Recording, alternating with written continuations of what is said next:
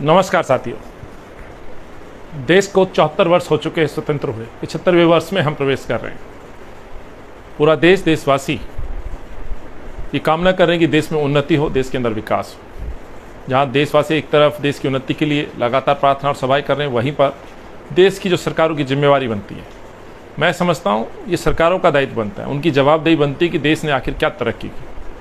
भाषणों में और बातों में बहुत अच्छा लगता है देश के प्रधानमंत्री को सुनना और दिल्ली के मुख्यमंत्री को सुनना। साथियों, मैंने एक खबर सुनी, इसमें कहा गया है कि बीजेपी और आम आदमी पार्टी यानी केजरीवाल साहब आशीर्वाद यात्रा निकाल रहे हैं।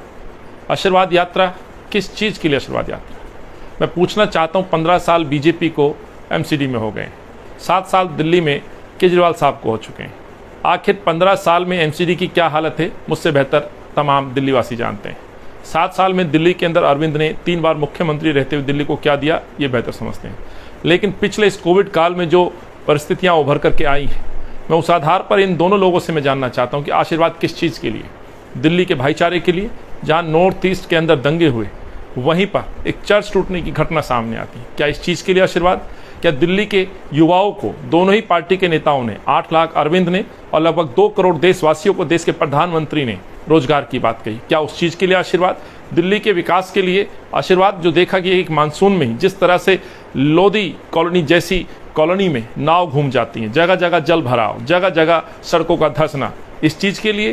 क्या दिल्ली के अंदर कोविड काल में सांसों के लिए तरसते हुए लोग, ऑक्सीजन की कमी से भटकते हुए परिजन और ऑक्सीजन की कमी से मरते हुए लोगों के लिए, क्या उस चीज़ के लिए आशीर्वाद?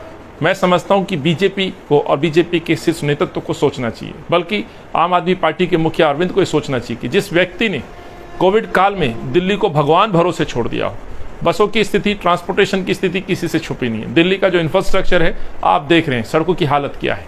आखिर आप आशीर्वाद किस चीज़ के लिए, ये खुद से प्रश्न करिएगा।